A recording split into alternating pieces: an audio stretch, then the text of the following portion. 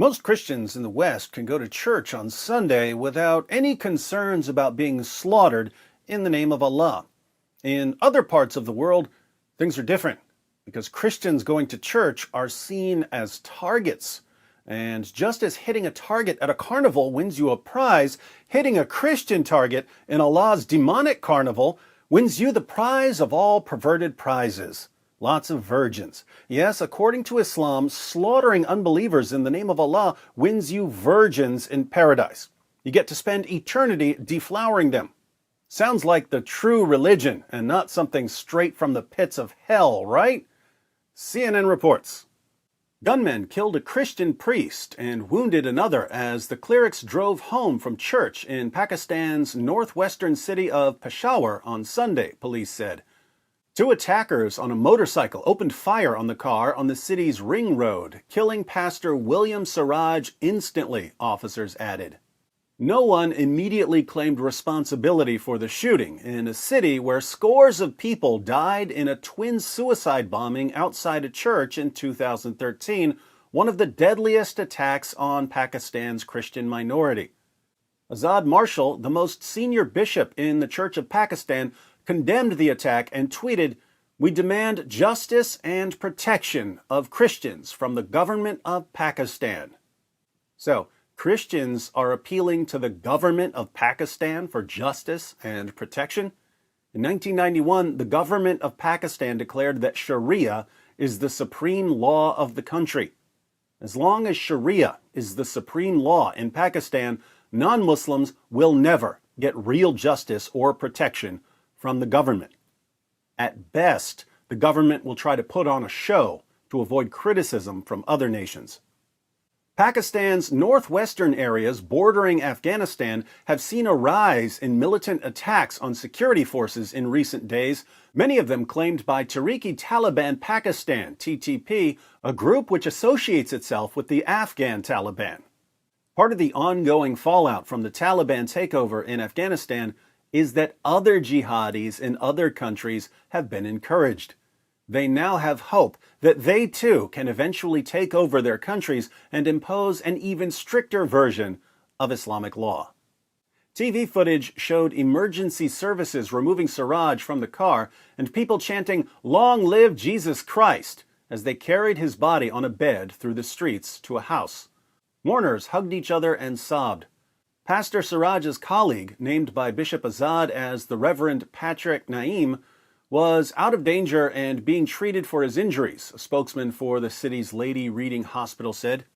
Bishop Azad said both were clergy of the Diocese of Peshawar in the Church of Pakistan, which is a union of Protestant churches, including the Methodists and the Anglicans. And that's what Christians have to deal with in Pakistan. Now, if this were a one-off attack, if this were something that had never happened before and will never be repeated, what could we learn from it? Probably not much. But since there have been tens of thousands of attacks like this over the past 2 decades, what can we learn from it? You might think that after tens of thousands of attacks carried out in the name of Allah, it's probably a good time to open Islam's most trusted sources to see why this ideology produces endless violence against non-Muslims. But you'd be wrong, because there's an even greater problem here, a problem that trumps all other problems. In fact, even if there were 1 billion terrorist attacks carried out in the name of Allah, it wouldn't matter at all, because there's something even more important that we're all supposed to focus on. You know what I'm talking about. Islamophobia. Islamophobia. While Christians and Hindus and Buddhists and Sikhs and Yazidis are being beaten and raped and tortured and killed, Western politicians are busy reminding us that Islamophobia is unacceptable and declaring that government officials will be combating Islamophobia. Notice the language, combating Islamophobia. It's the same language we find in the Combating International Islamophobia Act passed by Congress in the U.S. Western governments have decided to combat Islamophobia. Now, if all they wanted to do was make laws against killing Muslims for their faith, That would be something we could all agree on. But it's already illegal to kill Muslims or to attack Muslims for their faith. So what exactly are these governments going to do to combat Islamophobia? What is Islamophobia?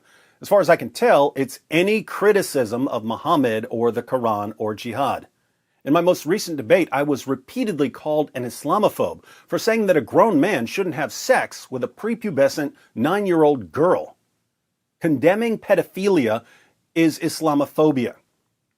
As we were debating in Dallas, less than 30 minutes away from us, there was a hostage situation in a synagogue where a Muslim terrorist had taken Jewish hostages and was demanding the release of another Muslim terrorist.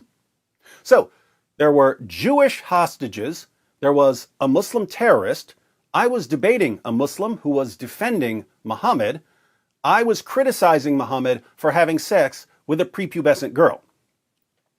According to these new government task forces for combating Islamophobia, who was the bad guy in all of that? Was it A, Muhammad for having sex with a little girl, B, Kenny Bomer for defending Muhammad, C, the Muslim terrorist holding Jewish hostages at gunpoint, D, the Jewish hostages, or E, me, David Wood, for criticizing pedophilia? Me, D. Wood. I was the bad one, according to the US and Canadian governments. And if those Jewish hostages criticized Islam at all after they were taken hostage in the name of Allah, they're the bad guys with me. Why am I pointing this out? Well, it's hard to protect religious minorities in Pakistan when, here in the West, our governments have decided to protect the religion that calls for violence against religious minorities and to combat anyone who criticizes the religion that calls for violence against religious minorities. Here's an idea, Western politicians. How about protecting the victims of violent ideologies and not the violent ideologies? And if you're too cowardly to protect the victims of violent ideologies, just shut up and get out the way so we can refute the violent ideologies. What are you going to do now? Arrest us? It just backfired on you.